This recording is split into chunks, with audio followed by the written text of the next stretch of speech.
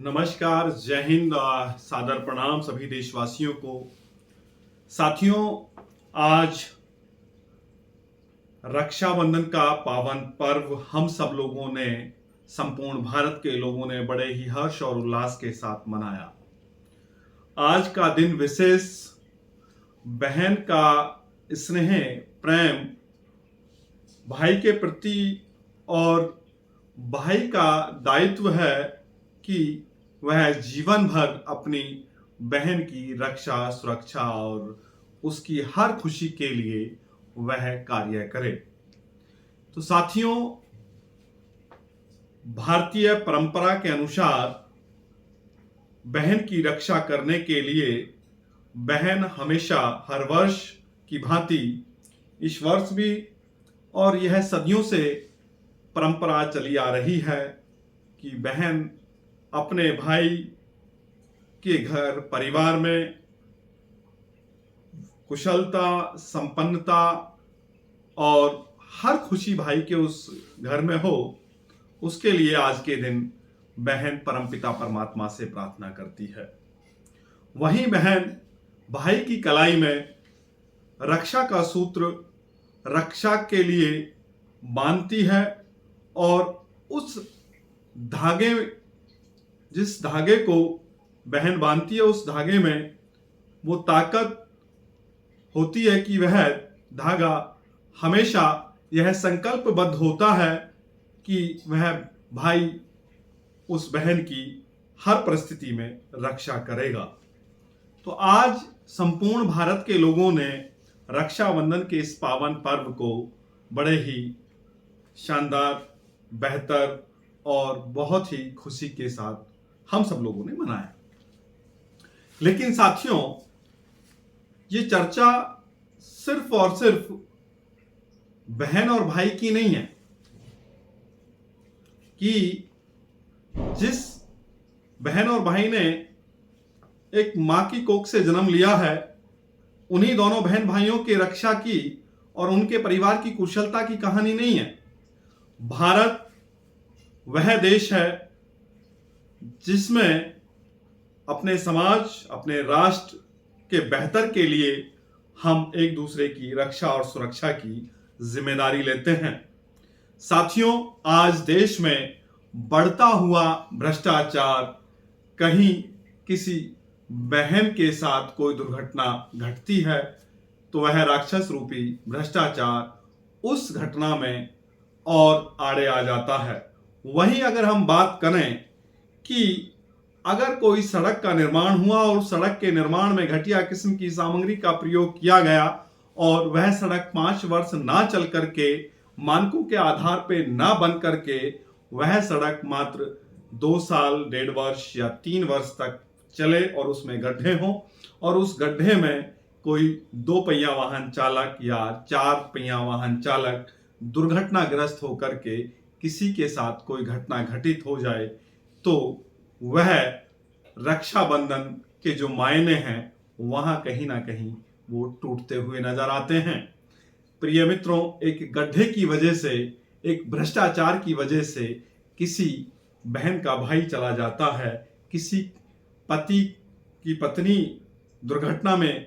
चली जाती है और कई बार तमाम की तरह की घटनाएं घटित होती हैं। वहीं आज मेडिकल के क्षेत्र में बढ़ते हुए भ्रष्टाचार के कारण कई बार हम लोगों ने भी ये अनुभव किया है और देखा है कि गरीब आदमी जिसके पास ऑपरेशन या अपने इलाज कराने के लिए पैसे नहीं हैं,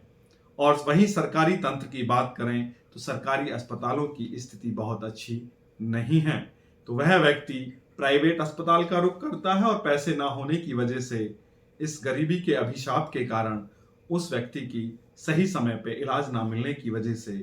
वह मृत्यु को स्वीकार कर लेता है। तो यहां भी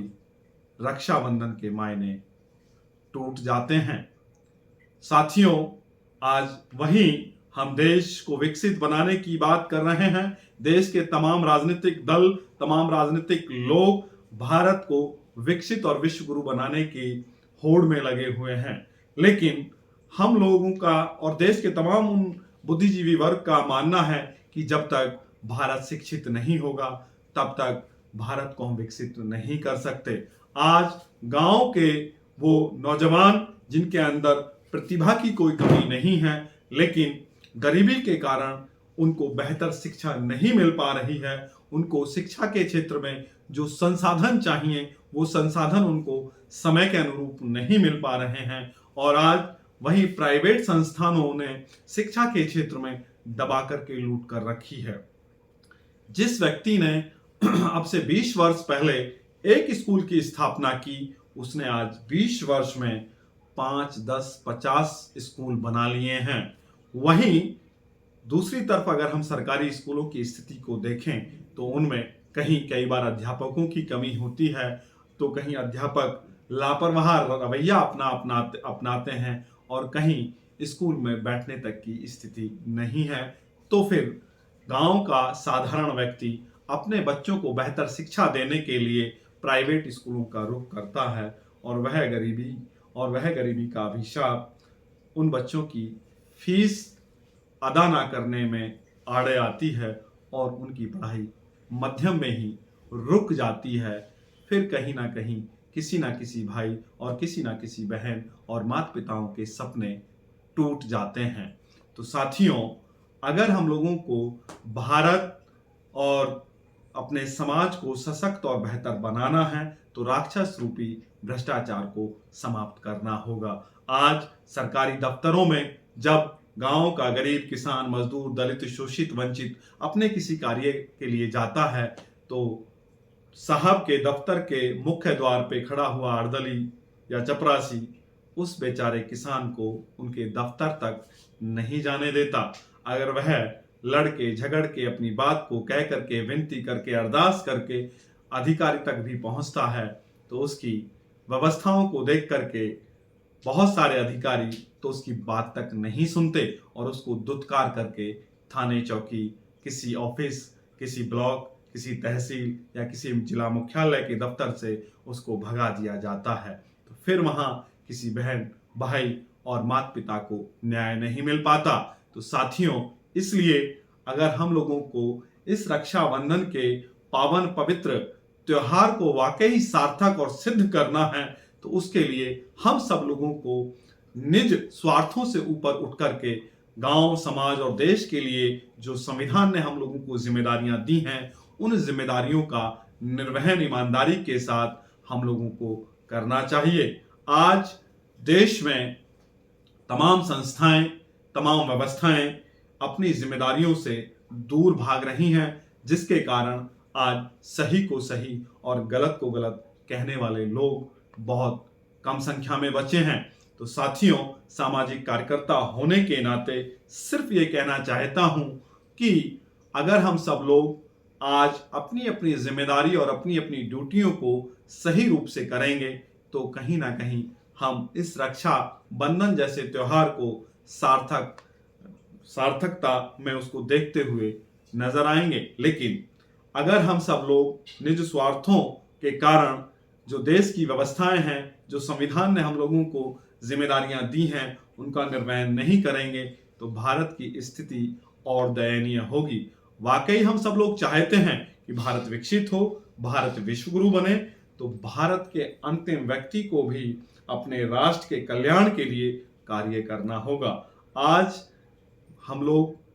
करप्शन फ्री इंडिया मूवमेंट पे हम लोग काम कर रहे हैं। हम तहसीलों में जाते हैं, हम ब्लॉकों में जाते हैं, वहां अनेकों फरियादियों को मैंने देखा है। वहां मैंने अनेकों माता और बहनों को 6-6 महीने से चक्कर काटते हुए देखा है। उनके लिए तहसीलदार, एसडीएम या अन्य अधिकारी उनका कार्य नहीं करा पा रहे हैं। वहीं अगर मैंने कई बार घटनाओं में कई दृश्य देखे हैं कि किसी व्यक्ति के साथ मारपीट का झगड़ा हो जाए, कहीं चोरी, छिनैती, लूट, डकैती जैसी घटना हो जाए और वह व्यक्ति जब थाने में अपनी बात को कहने जाता है तो शिक्षा के अभाव के कारण वह अपनी बात को प्रमुखता से नहीं रख पाता और गांव के संभ्रांत लोगों को ले जाने का प्रयास करते हैं और कई बार वो लोग भी मदद नहीं कर पाते हैं। तो मैंने बहुत सारे लोगों को थाने के बाहर जमीन पर बैठे हुए देखा है और इस इंतजार में देखा है कि कोई अधिवक्ता, कोई वकील, कोई सामाजिक कार्यकर्ता, कोई नेता आएगा और उनकी बात को एक कागज पर लिख करके थाने में तहरीर के रूप में देगा। आज 21वीं सदी में हम सब लोग जीवन जी रहे हैं, लेकिन आज भारत में साक्षरता की बड़े स्तर पर कमी है। उसके लिए हम लोगों को, चाहे वो अध्यापक हैं, मास्टर हैं, डॉक्टर हैं, कलेक्टर हैं, इंस्पेक्टर हैं, या विभिन्न पदों पर बैठे हुए अन्य अधिकारी कर्मचारी, देश के राजनेता, पत्रकार और न्यायपालिका के तमाम अधिकारी, सामाजिक कार्यकर्ता, किसान संगठनों के नेता, हम सब लोगों को ईमानदारी के साथ, त्याग तपस्या के साथ गांव, गरीब, किसान और देश के मजदूरों की बात को कहना चाहिए और उनकी समस्याओं के समाधान के लिए आगे आना चाहिए। निस्वार्थ भावना के साथ अगर राष्ट्र के कल्याण के लिए हम लोग काम करेंगे तो जो आज हम सब लोगों ने इस त्योहार को मनाया है, वह त्योहार के जो सही मूल्य हैं वो सही तरीके से सार्थक होते हुए नजर आएंगे। आपको मेरी बात कहीं अच्छी लगी हो, मेरी बात से सहमत हो, तो कृपया इस वीडियो को आप ज़्यादा से ज़्यादा शेयर करें। आप सब लोगों से विदा लेता हूं। साथियों, मैं चौधरी प्रवीण भारतीय, संस्थापक करप्शन फ्री इंडिया संगठन, राक्षस रूपी इस भ्रष्टाचार के खिलाफ इसी तरह हम लोग आवाज उठाते रहेंगे। गांव, गरीब, किसान, मजदूर, दलित, शोषित, वंचित की लड़ाई को लड़ते रहेंगे। आप सब लोगों का बहुत बहुत धन्यवाद। नमस्कार, जय हिंद, सादर प्रणाम।